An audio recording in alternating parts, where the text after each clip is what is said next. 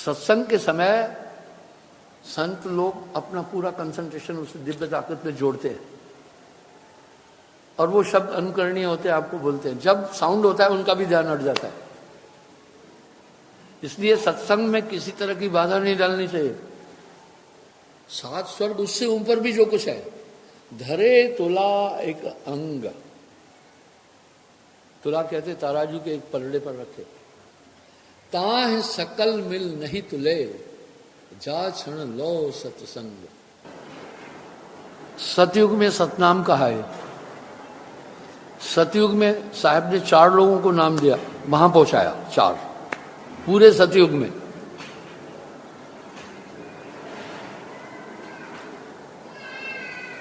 हरिश्चंद्र, राजा राव मित्र, बिक्सी ग्वालिन, इस तरह 4 लोगों को। त्रेता में 6, उनमें वशिष्ठ मुनि भी थे।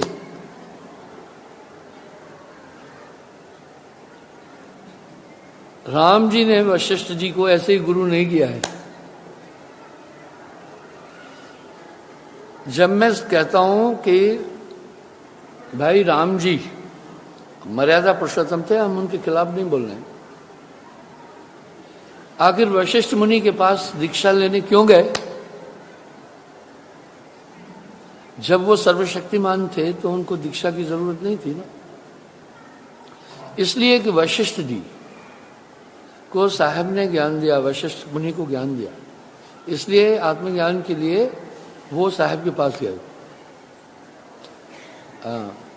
राम जी ने वशिष्ठ जी को गुरु किया।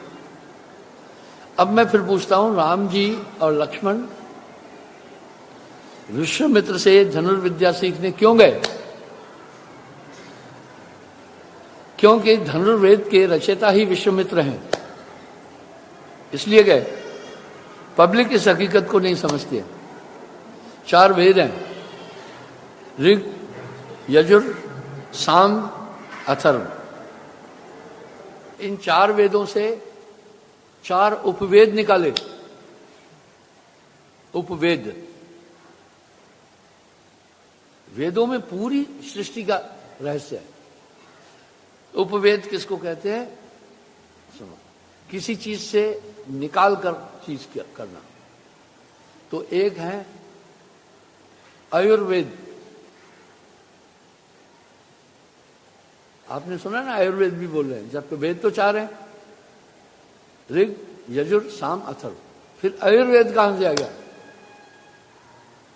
अर्थवेद, गंधर्व वेद, धनुर्वेद, ये 4 उपवेद है। पहला है आयुर्वेद, उसमें समस्त जड़ी बूटियां जो 9 लाख किस्म की हैं, सबके गुण बताए।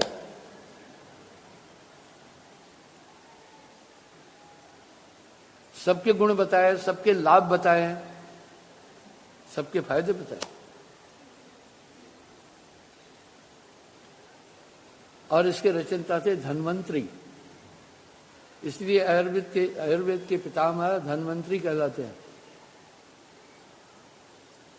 दूसरा है वो अथर्व है, दूसरा है अर्थवेद, कॉमर्स।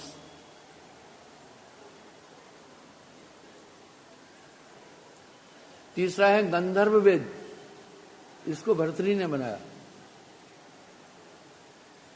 गंधर्व वेद में समस्त नित्य कलाएं, वाद्य यंत्र कैसे बजाना है, हारमोनियम कैसे बजाना है, और उसमें से साज कैसे निकालना है, तबले पर हाथ कैसे चलाना है, बंसरी कैसे पकड़नी है, वो कैसे बजानी है, और रबाड़ा कैसे बजाना है, मृदंग कैसे बजाना है, खंजड़ी कैसे बजानी है। एक 70 वाद्य यंत्र है, सबको बजाने की कला है। चौथा है धनुर्वेद, इसको बनाया विश्वामित्र ने कि तीर कैसे खींचना है, कैसे छोड़ना है, तलवार कैसे भांजनी है, और ढाल से अपनी रक्षा कैसे करनी है, गदा कैसे चलानी है, भाला कैसे फेंकना है, उसको किस तरह से पकड़ना है। जैसे फौज में भी सिखाते हैं ना, बंदूक को इस तरह पकड़ो, ऑपरेशन रोल और 4 साइड नोक को मिलाओ, उसमें सभी शस्त्र, इसमें शस्त्र अस्त्र 2 है। एक करमुक्त है, एक करयुक्त है। कुछ शस्त्र को ऐसे हथियार है जो हाथ में ही रहते हैं, जैसे तलवार, कुछ फेंक कर, कुछ दोनों हैं। भाला फेंका भी जा सकता है और ऐसे भी लगाया जा सकता है। उन सबको पकड़ने का तरीका, उनका संचालन करने का तरीका, उनको चलाने का तरीका उसमें लिखा है। तो राम जी इसलिए गए वशिष्ठ मुनि के पास धनुर्विद्या सीखने के लिए, वो परफेक्ट थे, लीला फीला नहीं थी ये, वो परफेक्ट थे, ऐसे ही नहीं गए थे। अरे दुर्योधन बलराम के पास गदा चलाने के लिए क्यों गया, और बलदाव जो थे वो दुर्योधन के गुरु थे। आइए हम आगे। तो इस तरह राम जी इसलिए विश्वामित्र के पास गए, कोई लीला नहीं थी, शस्त्र विद्या दोनों सीखने। इसी जैसे पांडव भी गए थे द्रोणाचार्य के पास, राम जी वशिष्ठ मुनि के पास आत्मज्ञान के लिए गए थे। तो मैं यही संवाद उठा रहा हूं।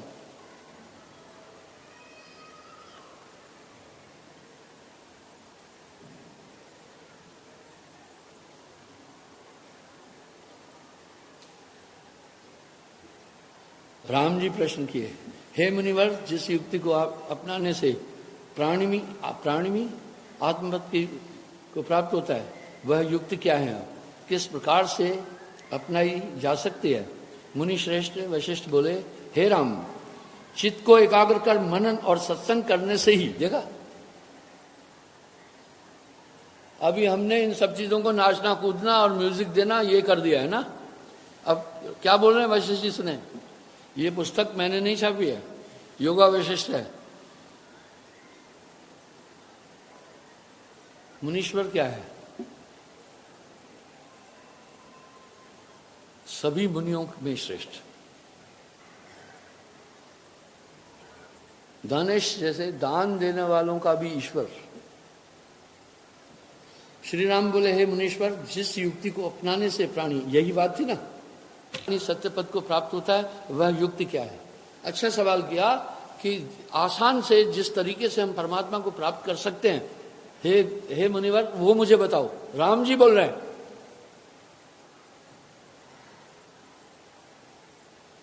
मुनि श्रेष्ठ वशिष्ठ जी बोले, हे राम, चित्त को एकाग्र कर मनन और सत्संग करने से ही इस अनर्थकारी जगत की निवृत्ति होकर आत्मपद प्राप्त हो सकता है। देखा, ये चिताभास है जगत, ये चित्त बहुत बहुत ज्यादा कनिंग है, यही हथियार है मन का आत्मा को पकड़ने का। इसी से ही तो याद है, ये मेरी पत्नी है, ये मेरी बहन है, ये मेरा भाई है, ये मेरा पुत्र है। इसलिए इस चित्त का निग्रह कर, मन का निग्रह कर।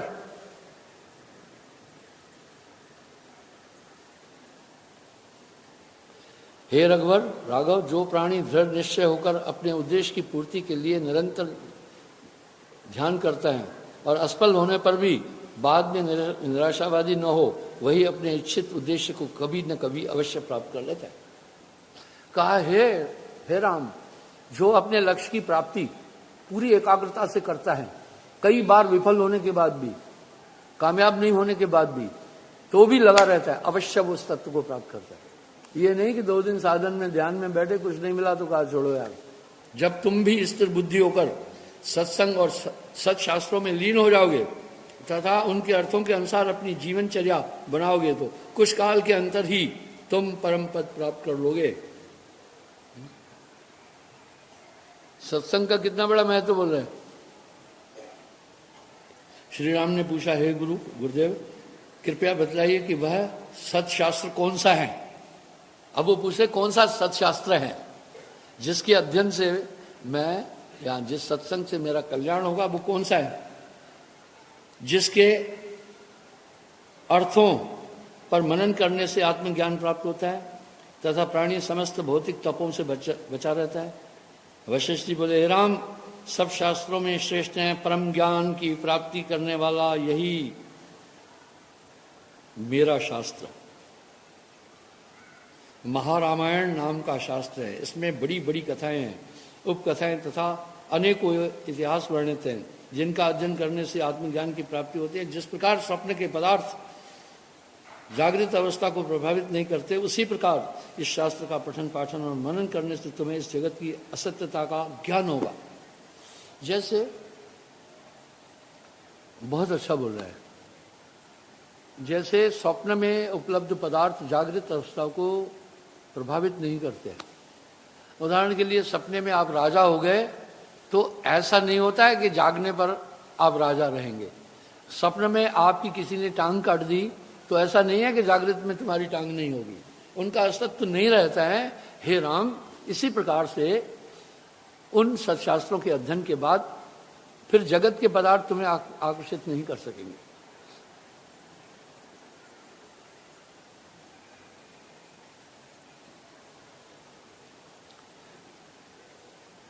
इसलिए तुम इस शास्त्र का पठन पाठन और मनन करने से तुम्हें इस जगत की असत्यता का ज्ञान होगा और यह जगत तुम्हें मोहित न कर सकेगा।